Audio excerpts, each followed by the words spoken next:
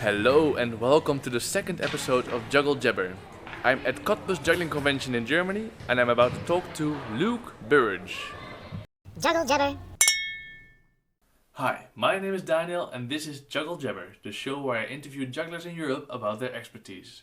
You can watch us talk on YouTube or listen to the audio version on SoundCloud. This program was made possible by the IJA, who generously offered to sponsor me. So thank you, IJA. In this episode I talk with Luke Burrage and mostly about combat.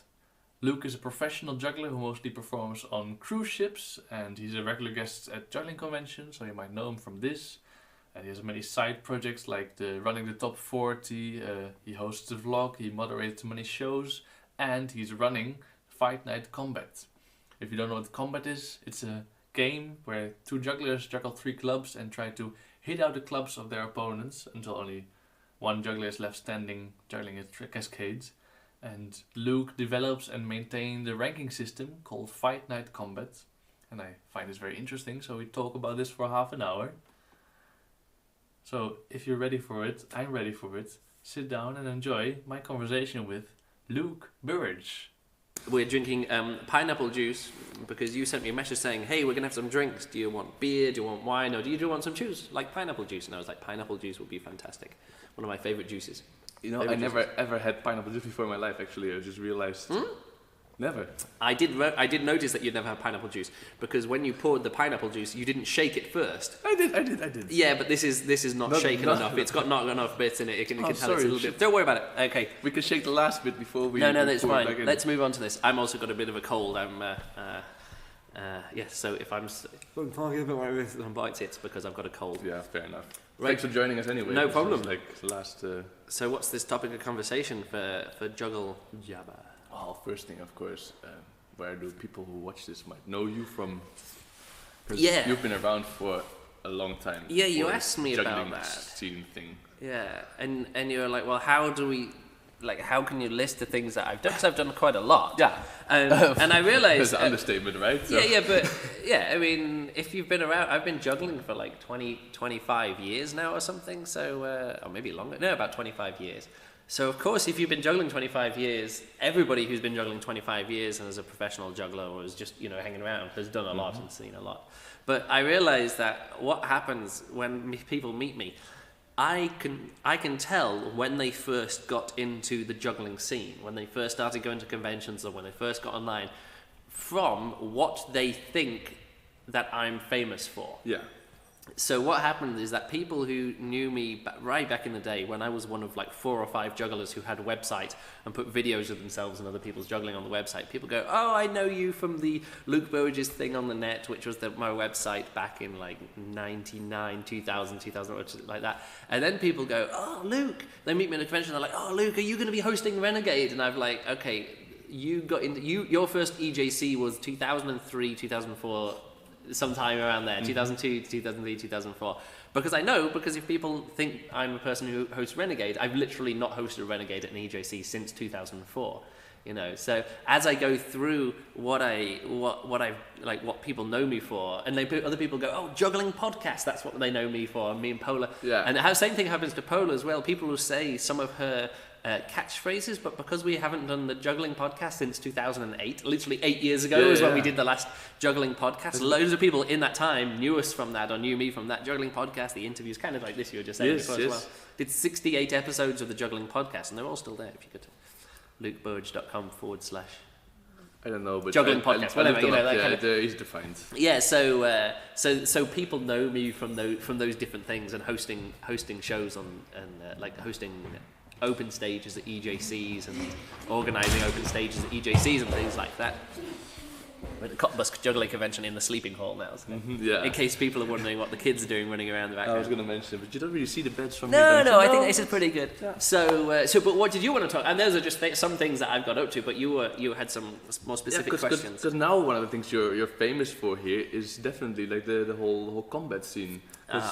Yes. Because you were invited here in Cottbus to do the fight night, right? No, I wasn't invited. I was last year.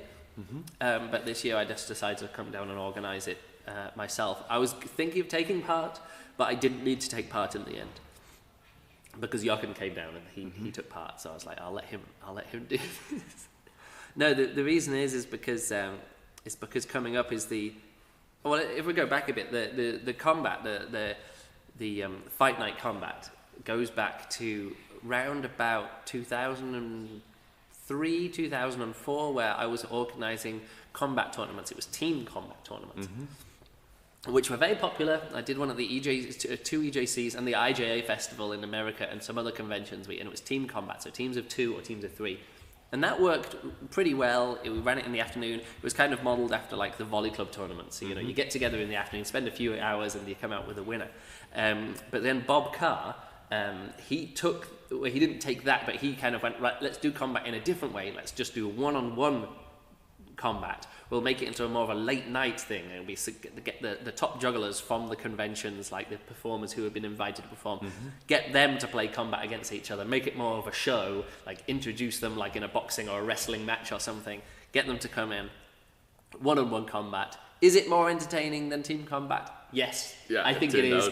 It is actually the most important thing. It's much more simple, or it's a lot less complex. So with teams, it's like, what's your team? Oh, it's you, and you need a partner. So if one person comes up and they don't have a team member yet, you got to find a team member for them to play with. And then what is the team called? Is it just this person and this person? There's lots of different questions to ask with team combat that don't need to be done with one-on-one fight night style combat. Especially because most fights end up one-on-one anyway. Like, it's just a series of one-on-one fights in most team plays. Yeah, it does happen. However, my favourite kind of combat is team combat. Two-person combat.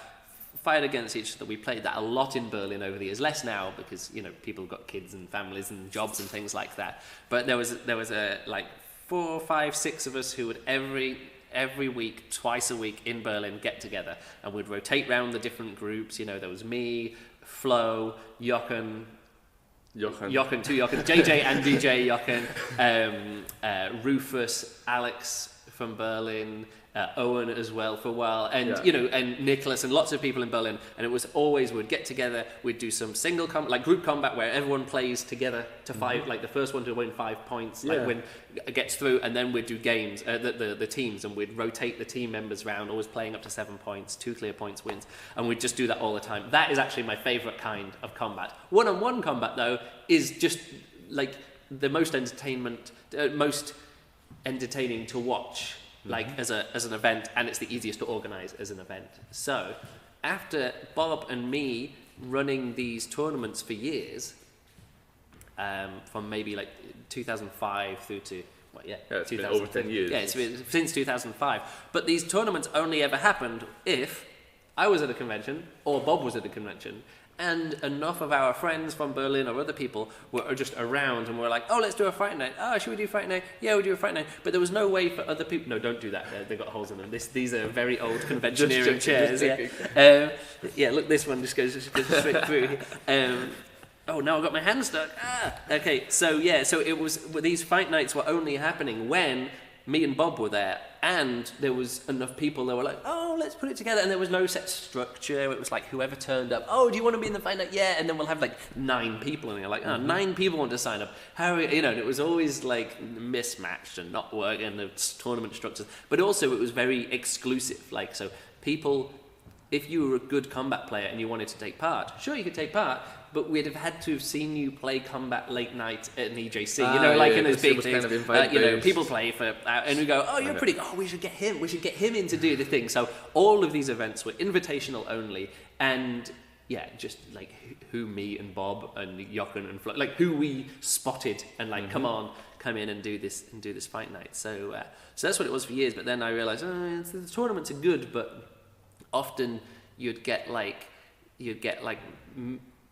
two previous winners of the tournament, they'd be facing each other in the first round just because, what does seeding mean? That kind of stuff. So I kind of came up with a better qualification where lots of people play one-on-one matches and things like that, and to come up with that. And then made a ranking system based quite heavily on the ATP, the Association of Tennis Professionals, their tournament structure. Because tennis tournaments are one-on-one tournaments, knockout, elimination, knockout going through like that. So it fit very closely with the fight night style, where you normally have 8 or 12 or 16 players straight knockouts, goes through to the final. And yeah, the bigger the tournament, the more the tournament's worth. Count up the points all the time for the last 52 weeks and stuff like that. So in 2013, I put that kind of thing together. It became a project, and it kind of worked out. Yeah, I was just about to say, it worked really, really good. Like now there's a tournament at every small convention because everybody just has this crave for virtual points or to end up in the Berlin. Yeah, well, final. it's certainly like that in the Netherlands, in the UK, and in Germany, and in Poland, and some other places. There's like most conventions will have a fight night tournament. But it went from, in 2012, before I started doing this, there was like 2 or 3 tournaments. There was one every year, the EJC, the Berlin Convention, Rostock, and then a random other tournament somewhere else will have just I found out, in Hungary, they're like, the Hungarian Convention, we had these fight nights and we did this thing, we took the best top 4 people and going, but there was no connection between what we were doing at the EJC and in Berlin. It was me and Bob who were organising them both and stuff like that. And of course, you know the good players through all the games because everybody have a big competition there, but it's very unorganised and it's just whatever happened in the nights and stuff like that. So we went from having 4 tournaments per year, and then just a few weeks ago, it's a little bit less now, but a few weeks ago, in the rankings, in the 52-week rankings, so you look at all of the results from the last 52 weeks, there was 52 tournaments registered, and about 420 players who had taken part in that 52-week period. Oh no, was it 430? 430. We looked at it yesterday, wasn't it? About 430 players in 52 tournaments in 52 weeks. It's a bit less now because some tournaments didn't happen this year, like Hamburg and Halle and Nuremberg and Brussels. Days. Yeah, there was like 6 or 7 tournaments which took part in October and November last year, which didn't take place this year. So it's a little bit less now, but still this year, I think 48 tournaments this year so far. So that's still pretty good. So to go from 4 tournaments to 48 tournaments in 2013. 4 years, it's about 4 years. So I started the rankings at the end of 2013, but I classed January 2013 as like the cutoff date. Like that's when the records start, you know, because that's when I started going, we should organise it, doing a bit more organising that way. So tournaments 2013. So it was pretty much 2014 when I really started pushing for not just me to organise this, but I came up with a tournament structure where if you'd have taken part in the fight night that I ran, you kind of know how to do it. Yeah. That. Oh, you do these forms, everyone plays each other, and you take the best 8 people, and then have a knockout tournament. And it's a format. It becomes a format, which means I don't have to do it. And I made an easy form for people to send me the results and stuff like that. So it works out. So so it went from, in 2014. So in about 3 years, we went from 4, 5, 6 tournaments in 2013, or 7 tournaments in 2013 to 48 tournaments so far this year. Yeah, so that's what I've been working on. And again, learning lessons from other sports. For example, if you can have a year's rankings, the thing is with the big tournaments, this happens in tennis, it happens in golf and things like that. The big tournaments happen at the start of the year and in spring and then summer, and then you're going, well, who's number 1 at the end of the year is like decided after the EJC. So like because the EJC is such a big tournament, you go, well, whoever wins the EJC is probably going to be the top ranked player. So you have to have a reason for people to still go to the small conventions later on. So that's why last year I organised the European Masters, which is like the end of year finals, like the Golf Players Championships or whatever it is, and the ATP and the WTA. The end of year finals where you get the best. Like in tennis, it's the best 8 players. In golf, it's the top 32 players of the tour of the whole year, and get them together for a final tournament, and hopefully that'll help decide who's really the best. And that's what we did last year. It was pretty successful. This year, we've got one person can't make it, Julius can't make it, but otherwise we've just decided last night at the fight night, we decided the top 10 players. Actually, it's the top 11 players because Julius isn't there. So we've got 10 of the top 11 players coming to Berlin in 3 weeks' time, and that'll be the big finals. We'll stream it live on Facebook or wherever we can, or YouTube or wherever we can stream it. So by doing this, by having this end of year finals, everyone who would be taking part in towards the end of the year, people are like, I've got to get like one more tournament, and this is a big tournament and stuff like that, so you've got to come here. And last night we had, 24 players or something like that? Yeah, I was surprised, and there's like almost 24 people in the whole convention. Yeah, I mean, it's a very small convention, but like everyone was like, let's do it. And we had loads of people signed up for the first time, which was really good fun. But then there was some good players down from Berlin. Flo, very good. Alex, Martin, Stefan Cipra, Jochen, of course, DJ. So even though it was a small convention, we had like 6 top 25 players or something like that. So it's actually a very difficult tournament to win and things like that. And of course, Jochen won. That's how difficult it was to win because Jochen was there. But then the 2 players who were number 1 in each qualification group, Alex didn't lose in qualifications. Jochen on the other side didn't lose in qualifications, and both of them ended up in the final. So you're like, okay, this is it's pretty good.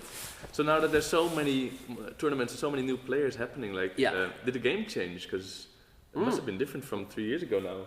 Yeah, people are much better now. Much better at combat. Yeah. Because there's still the people who were participating before this all started who still win. Like Jochen has been winning the EJCs for 10 years in a row, pretty much. I think it was 8 years in a row, and then he didn't win in Bruneck, but then he won again this year. So it's like it was a minor slip up. But it doesn't seem to be so much influenced by the huge amount of new players and the amount of new structure. But I think there is, like I say, there is just a level of play in Berlin which is really difficult for other people to match because, like I say, there was years where we were playing once or twice a week, like for an hour once or twice a week, playing combat like seriously against some of the best combat players. And that's what happened with Eoin. He turns up in Berlin.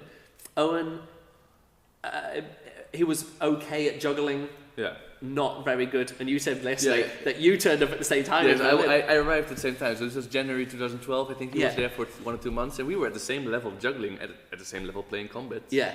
And a year later, it was not at the same level anymore. It wasn't the same level. Yeah. So Eoin went from, I remember playing against him in Munich EJC late at night, and he was just some annoying Irish kid who knew me from somewhere, I don't know, and would kind of be like, and chatting and stuff, and it was really funny that I even, because I kept a diary for that years, I even wrote down in the diary sort of like, oh, this guy was, playing combat and had fun with him, and that was Eoin, and he was useless. Yeah, and then 2 years later. 3 years later, well, that was, what was that, 2000, when was Munich? Was 2011, wasn't it? Yes. Yeah, 2011. Fast forward to 2015, and he's beating me in the final of the EJC Fight Night, which at the time was the biggest tournament, 70 people entered, and it's him and me. So that's a journey that he can go for in 4 years. But that doesn't happen to everyone. That really happens from him. Yes, because he's in Berlin and playing all these open trainings. But there's lots of people who come in and can do pretty well. Like Eva came in and beat me at the British Juggling Convention and got through to the final at the EJC that year. He's been... I think he's been in the army, in the Norwegian national, doing national service, marching band stuff, whatever he does juggling with guns and things like that. It's pretty cool.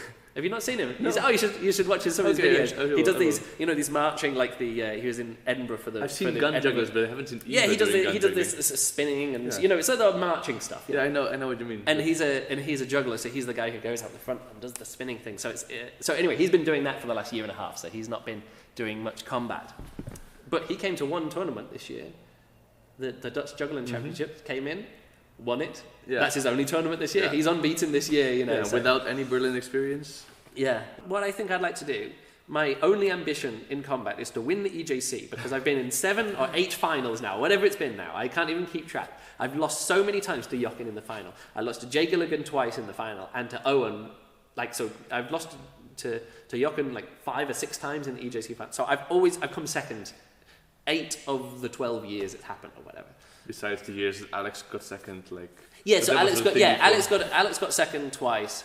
I've got second 8 times. Yeah, 8 times, and I think that's it. I don't think anyone else. I think it's only been me and Jochen coming second ever. That's the kind. No, me and Alex coming second to Jochen, and me coming second to other people.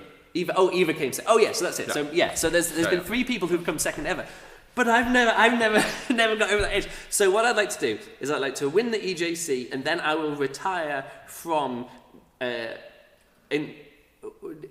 enthusiastic participation. If there's a fight night, I'll take part, or maybe not. I'm not going to go for, I've got to protect my rankings, or I want to be ranked number 1, or I want to be seeded number 1 in this tournament, and that kind of thing. I just want to be like, you know what, I can take this easy, And I want to do that. And so next year, I'll maybe enter small tournament if I happen to be at a convention. But rather than being invited, that's what some of that happened, was that beforehand, people would always say, we want you to come to a convention, and we'd like you to perform in the show, and maybe do some workshops. And I'm like, great, like that. But in the last 2 years, it's been like, we'd like you to come to the convention, we'd like you to organise the fight night, and do you have an act for the gala show? It's literally been that way round, and I've been like, oh, okay, so that's what people want me to come, not just take part in the fight night, but organise the fight night, and then so the next year, they can learn and that kind of stuff. So that's been a lot of fun for that to happen. But yeah, but next year I think I'm just gonna. I've already been invited to like 2 festivals, or one festival and 1 convention, which I'm doing the fight night. But then I'm not gonna, because I kind of just enjoy organising it and running it and things, and having this pressure. So next year I'm gonna win the EJC fight night, and then I'm just gonna take it easy. Next year, and I'm just gonna. Well, maybe the year after. Maybe I don't. Yeah. Sometime I'll keep entering the EJC fight night, but otherwise I'm going to leave it, because there's like another whole generation of young players who I'm not saying that, I'll let them become number 1, but there's one of those the kind of things that's like it's more interesting for me to see what other people are doing, like to see other people going for it, and not just me and Jochen now, and like us 2 old guys, 30-something guys. It's much more. I think it would be much more fun if like somebody else except for me and Jochen be at the top of the rankings, because after last night, we're number 1 and 2 again, like it's been for years. So. Speaking of you and Jochen, I have a clip of you and Jochen playing, which is relevant to my last thing about combat that I want to talk about. I'm sure you'll recognize, because you shot this, or you didn't shoot this video because you're on the clip. Yeah. Okay, so you have a clip of me and Jochen fighting at the EJC. They'll see it also. For sure. That one. Yeah, it is. And there's one of the those hand. things. You see the thing? Yeah. And then the point goes to Jochen. Yeah, the point goes to Jochen, and it was kind of that could have been my point. Look, this thing with the tournaments getting more and more professional, more serious. Well, more it's players. not more professional. It's just sort of like they mean more, but that's the thing. Like, I don't want to get too much into this into this question, but last year at the EJC in Bruneck, there was a dispute about some rules, and it was really stressful, and it kind of ruined a big part of my EJC. But is there a need for a rule-based then for combat? And should it come from the same person who makes the whole ranking system? Well, that's the thing. In that case, that would have been me in my favour, overruling someone who should have been doing. But the thing is, Martin, who was hosting that and was refereeing that, he knew what happened. But he is also realising what we need to do is move on. Because in this situation, even if something happened that's slightly unfair, it's a pity for the sake of tell. Yeah, but when you look at video, can tell, then the audience will just decide to boo whoever out. But for the audience at the time, for those who didn't see what actually happened here, it was a fun one. Well, what happened was that I knocked Jochen's club onto the floor, and after I knocked Jochen's club onto the floor, he decided that he wanted my club, and then ripped it out of my hand.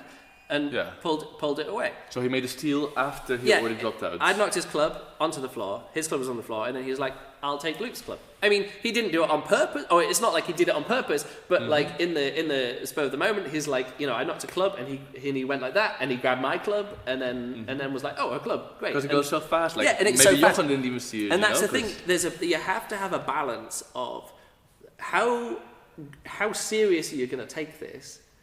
Well, not so how serious. It's like how do you want something which is really just a game, which is really just a fun thing to play? Like me and Jochen have been playing for years, but it's sort of like what's more important: stress, friendships, moving on, an entertaining event, a non-complex event, sort of like when it's clear. Jochen ended up, he was the last one juggling. Do you want to say, oh, that wasn't valid, that was valid? There's all these different issues that you've got to do. And at the time, I balanced it out. I was like, Martin made a call, and I was like, okay, let's just go with the call. Because last year, I didn't, and it was a lot of stress. And it was a lot of stress.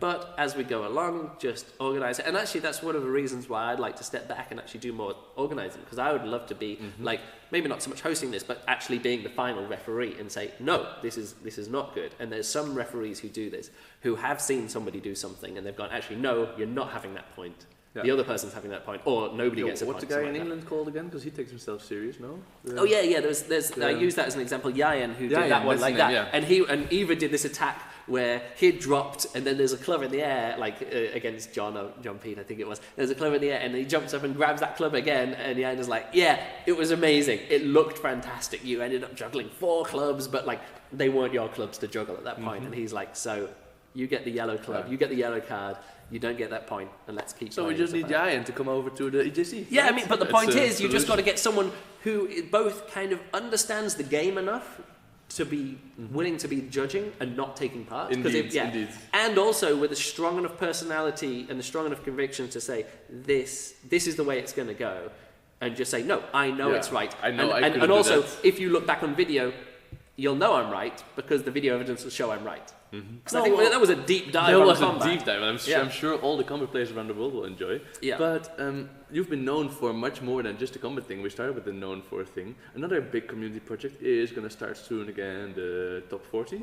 Top 40 jugglers of the year. Oh yeah, this is one of those things. People know me for doing that. Indeed. Like, Which also been running for... It was really funny. I can't remember who it was. 11 years? Oh, since 2003, so a lot more, 13 years. So it was really fun when I did I think it was in 2010, I did this really stupid rap version of it, and lots of people enjoyed that. Still actually one of my most viewed videos on YouTube, so it's still like 30,000 views. Yeah, because it's not just the event itself, it's also the effort you put into presenting this. Yeah, well, that's just one thing. So like, if you're a professional juggler, and that's the thing, all of my projects that are and a professional video editor, a Yeah. professional singer, and a professional... But that's the thing, like, I have a lot of things, and everything that I do, like, some of it is to make me look good, of course, because like, as a professional entertainer, I'm wanting to entertain people, and of course, ego does come into that. But as much as possible that I do, I always try and encourage other people and give back to the community, juggling community and the juggling scene. So that's always the thing that I consider. Like, because if it's just me, oh, look at me, I just point a camera at myself and do juggling videos of me. You know, and I do that sometimes. Like, there's some videos, but like, there's not many videos that I make which is just like, and now look at me juggling. It's fine for people to do that, but I always want it to be like, and let's have a look at some other people as well. So that's why, back in the day, I set up the British Young Juggler of the Year show in the UK, which was to encourage younger jugglers younger than me, to get up on stage and to give them something to do at a convention. You know, and it's the same with the, you know, I organised EJCs open stages at the EJCs for a few years, like in 2010 and 2011 and 2008 and 12 or something. Oh, anyway, I organised lots of 12. Yeah, but I organised like lots of open stages and shows at the open stages at the EJCs. But it got a bit too much to do that. Like in Munich, I organised, I think, 9 shows in 8 nights. Oh, I was in charge of the venue of doing that, and it gets a little bit much. Which you know now, actually, or being a main organizer, one of the main organisers at EJC this year. You get to the end of it, and I was like, well, that was, I guess, an EJC happened. I saw, I saw this. Like, let's say, I saw all of the open stages. That was it. But it gets a bit too much. So yeah, all of these things, and the top 40 of the year. It again, sharing other people, like sharing with the scene, like focusing on other people, because I'm never going to be number one, so it's always other people. Video editing is what I like. Music stuff, which I can mix in sometimes as well. Also, like I say, it comes down to numbers and rankings and systems. Yeah, that I do Fight Night Combat rankings, and I also do the top 40 jugglers, like and run that survey and things like that. That's a fun one too. Yeah, and just having fun and just making it. And I don't know what I'm going to do for the top 40 jugglers of the year results presentation this time. Lots of people enjoyed Lewis Kennedy running down the results last year. You might send it to somebody else. So maybe I'll get someone else to do it. But also I kind of, I've done some music stuff. And also there was a year where I did a version, I copied every juggler. So I made 40 that was amazing. 40 things and stuff. And that was another thing, because people went, oh, I didn't know you were a good juggler. So it was because, I was doing this thing with 6-ball sight swaps and this other thing with 5. And people went, oh, that's actually, you like do a lot of people who got to know you in the later stage before you flashed 11 balls. Or I'll put it this way. Yeah, in the time when back in the day I was known as a good juggler, not because I was a good juggler, but like I say, it was because I was one of the only jugglers who put videos of myself online. So I was known as a good juggler, even if I, compared to other jugglers, not that good. But like being known as a good juggler and an interesting juggler, a juggler who came up with lots of tricks, I've performed lots of weird shows. When I'm not performing at juggling conventions anymore, and I'm not releasing videos, and I'm not doing that kind of stuff, like I'm just playing combat, and people go, oh, I knew you played combat, but I didn't know that you could flash 11 balls. And I was like, yeah. Was that it? No, what else do you want to know about the No, I'm good. Like overall, it just seems like you put so much time and effort into these juggling community projects that you just get like a name out of in this thing. So, but I think it will pretty much your motivation. Anyone can do it. But the thing is, you do it. No, but I mean, like that's the thing. Like when last year, like Martin from what's his name? Martin Wills. Martin Willie Wills. He was just like, hey, I wanna. I want to be Luke. Well, I don't know. He was just like, I want to host some shows. How do you do that? And I was just like, host shows? Yeah. He was like, I want to organise some fight nights. And I was like, go for it. Yeah, he did. Like he stepped up. And he stepped up, and now he is someone where if someone goes, oh, we need a show host, and they're like, oh, Martin. Yeah, I'm all pissed because of the Dutch Juggling Convention. Like, I want to organise shows, and every time I'm like, oh, let's contact the Dutch Juggling organisation team. And they're like, oh, Martin's we already asked Martin from Belgium, you know, the Belgian guy. Like, what? So, I'm Dutch. So that's the thing. All you have to do is volunteer. Like every convention is looking for people to host shows, to organise events, to organise open stages, to run all of these different kind of things. All it takes is for one person to go, oh, I'll give that a go. And sure, if I've got a reputation for being bossy or taking over and stuff like that, but the point is, if nobody organises it, it doesn't happen. And it just takes one person. You don't even have to be good at organising because, to be honest, after 5 shows, you're going to be much better at juggling. You're going to be better at hosting shows. You're going to be better at organising shows. You'll know, I put 19 acts in this show and it ran for 3.5 hours. How do I make it not run for 3.5 hours? You're like, well, first of all, 19 acts, not too many for a show, you know. So as people just get better at it, you can do it. So and this year as well, Leanne and Melissa in the Netherlands, they were just like, oh, we're organising a fight night. And I was like, great. And I invited those guys over to the European Masters, and they're just as guests because and I did that with Martin last year. He's not one of the top 10 combat players in the world. In fact, there's even the Martin Wills Memorial Prize, which is for the person who has entered most tournaments and not qualified for one, and it's named after him. He's still the record holder for that. I think he did 9 tournaments without qualifying. So, but it's participation is rewarded. But the point is, he had helped organise so many and hosted so many fight nights last year that I was like, I'm going to give you some money, because I had a bit of money left over. I'll give you some money to come over to Berlin and just to hang out for the day. And I gave him a video. He was doing the streaming and stuff like that, live streaming. And Leanne and Melissa, they've organised like 9 or 10 fight nights this year. So I was just like, hey guys, if you want to come over, be part of it. And next year, whoever organises the most tournaments in fight night, I'll probably invite them and help pay for their travel to come to Berlin. Just start on something and And that's the key thing. If you want to do something, literally everybody is waiting. There will be a few people who go, oh, you're doing too much, you're taking... But the reason I'm a professional juggler is because every time someone said, oh, we need someone to perform in a show, I'd be like, oh, I've got an act. Oh, we need someone to host a show, I'll host a show. Oh, we need someone to do this, I'll do that. And those skills, because I did that, from 2000 through to 2005 or something like that. That's the reason why I'm a professional juggler now. That's the reason, that's the way I became a good performer, is just because every opportunity that I got to get up on stage, I got up on stage, and sure, people were sick of me for 2 years, but now people aren't sick of me, or maybe they are, I don't know. But the point is that like what I've given back, what I've achieved, or what I've enabled other people to do with the shows that I've organised, with the fight night, with the top 40 jugglers, and all these other, and more on top of that I'm proud of.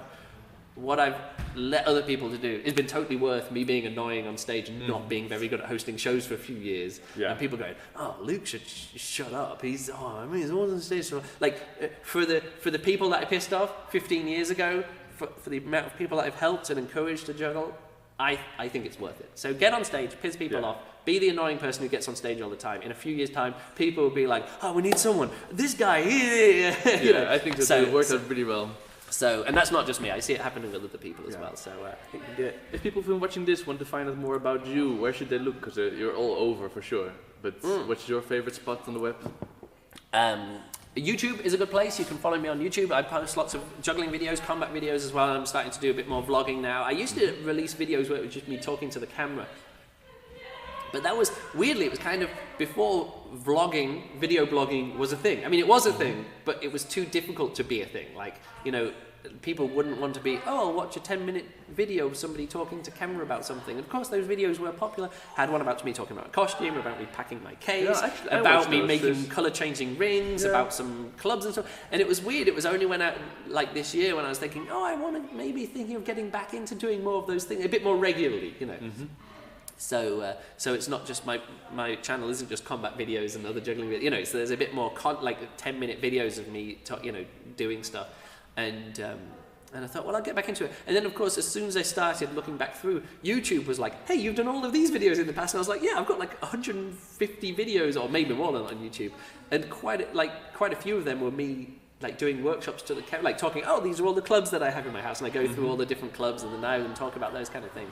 And I'd forgotten how much stuff that I'd put out. And I was like, I've always enjoyed doing this stuff. Why don't I do a bit more? So I've been doing a bit of that. I'll do some vlogging. Oh, I did one with me traveling to go onto a cruise ship and then performing my 2 shows on a cruise ship. I released that last week, and it got some really good response. Not a massive number of views, but lots of comments personally, and like on Facebook and stuff, like Facebook messages saying, oh, this was actually really interesting to see what it's like to be a juggler who travels and does a show on a cruise ship, because it was an interesting, like, that I travelled and did 2 shows in one day and kind of captured what it's like to go through that in one day.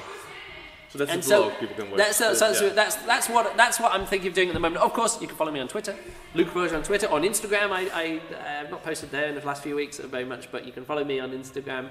I'll post stuff there as well. And also, website. I don't update that so much. I still post to the blog, but pretty much, With a nice oversight. And yeah. So YouTube, very useful for YouTube and Twitter, Instagram, and I guess be my friend on Facebook. I'll be anyone's friend on Facebook. I might not follow you in my main feed, but I'll be anyone's friend. Anyone who looks like a juggler, I'll be their friend on Facebook too, and they can keep up with me in that way too. So that's I think that's probably the best way. And also, if you do subscribe on YouTube, you'll see the top 40 of 2016 voting video, and everyone will be able to vote there. List your top 10 jugglers there. I'm sure when this comes out, you said this is coming out in December. In December. Well, maybe you've already voted. Subscribe to my channel for the results video and other stuff like that. So I usually ask you for the final thing, like if you could show a quick trick, but since you're a bit ill, I didn't really prepare you on it, and I don't have any juggling stuff. I do have some balls if you like. Like if there's anything you'd love to show for these last 5 seconds, and then we say goodbye to the camera. What's this? Okay. Make it stupid, make it last. Is that good? That's good. Is this it proves you're the real deal. They're like squeeze catches, even with solid balls, not with beanbags. I can still do squeeze catches. Oh, well, mostly. Yeah. So that's good. I'll we put could that have on talked there, about squeeze catches also forever. No. Oh, you like the squeeze catches? That's another thing which I did years ago, and now people are actually like, oh, these are things. So now other people are making squeeze catch videos. It's just fun to see too. I've almost finished my drink. I've got one mouthful. So when I finish this will be the end of the video, will it? It will be. Well, that was good timing. Thank you so much. Thank you for coming. That's good. Thanks for watching over here. Thank you very much for listening to the 2nd episode of Juggle Jabber. Producing these interviews is still very new to me, so if you have any feedback at all, please reach me at hello@danielsimu.com, and you can also like the Facebook page to stay updated about all future episodes. That's it for now. See you next time.